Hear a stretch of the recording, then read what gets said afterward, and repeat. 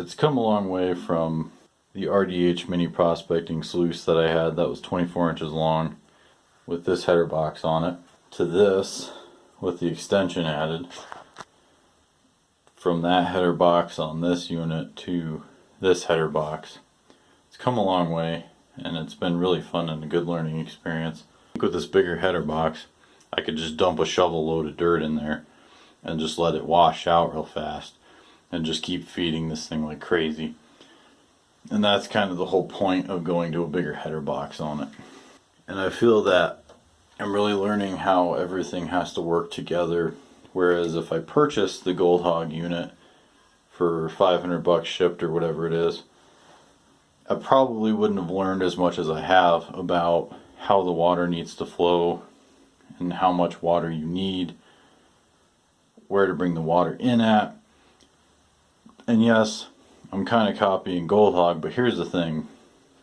The Gold Hogs, the piglets, everywhere I've seen somebody running an electric pump on them, they don't seem to run that well. I can't run gas. I really want to run gas, but I can't.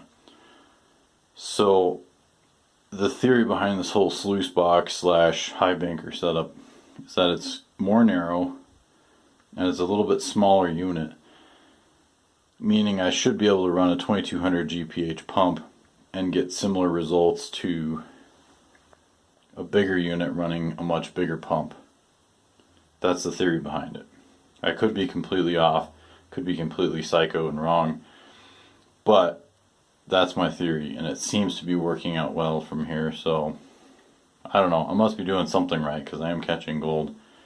Yes, it's in my bathtub again. It's a really great place to test your sluice, by the way, if it fits in here. I just wasn't getting the proper water flow that I wanted, and I reused the clay claw or rock claw or whatever you want to call it. Reused that from my old design. I made it quite a bit larger, as you can see.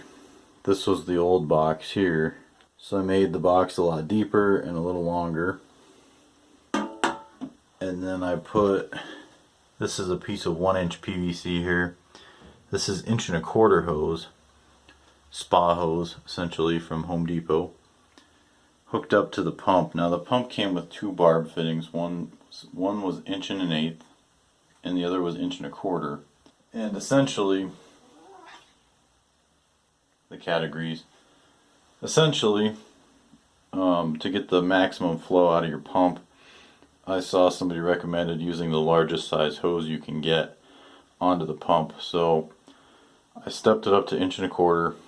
Dropping in at the bottom here, I feel like the pump doesn't have to lift as high overall, depending on where the pump is in the stream or how high your Highbanker is and stuff like that. And then on the nozzle part here, the 45, that's in there pretty good.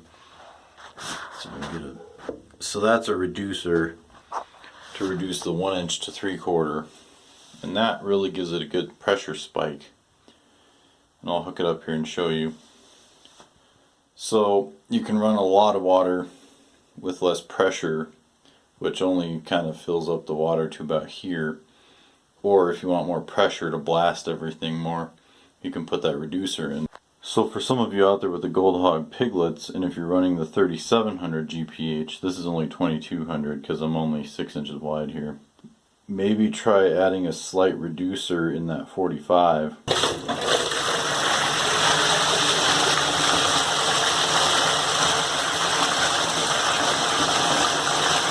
So it really adds a lot of force there.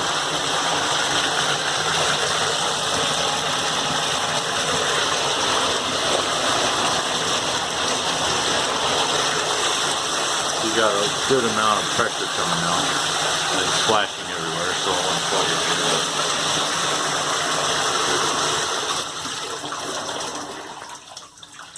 So you can really see that the water is boiling up pretty good in there. Let's see if I can get this out of here. So that's all that is. 1 inch to 3/4. Now I'll turn it on with that reducer out of there, and you can see a difference here.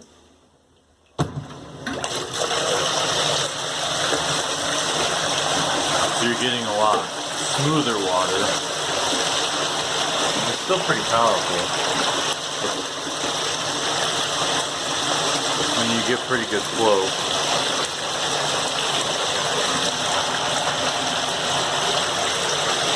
So I'll have to try in both configurations and see which one works better, with the reducer to 3/4 or just straight 1 inch coming out of there. But it has a lot more power this way than it ever did running the spray bars, and it's definitely more adjustable now because I don't have the flares to limit how far down I want the header box to go. And I could also put longer posts in there to actually put it at a higher pitch, but right now at this pitch, you drop anything in there and it just goes right out the back. I'm a little worried about the amount of water coming off the grizzly bars in the back, and I actually scooted this whole thing forward a little bit to make sure that, you know, all the heavies still have time to drop out. I might have to mess around with the length of the pipe here. And then this is just a bar, 3/8 aluminum rod, drilled and tapped on each end for 1032. Put that in the lathe and turned it out. That's just to add support. This is a lot thinner aluminum. It's pretty flimsy, but I think it'll be fine. The other thing I did was glued my Gold Hog mats up with Gorilla super glue. Now they say to use that or Loctite super glue, but they say the Loctite super glue dries really fast, and the Gorilla glue probably 4 to 5 seconds is all the working time you have if you're lucky. And I also changed the order of the mats a bit. So before I had UR, scrubber, scrubber, talon, talon, UR, and UR. I decided to switch it up to add more of a variance in the turbulent zones. So I went UR, which is under the header box. Then I went scrubber, then talon, then scrubber, then talon again, then UR out the back. So I guess I'll try it out and I'll report back, maybe do some video from the stream.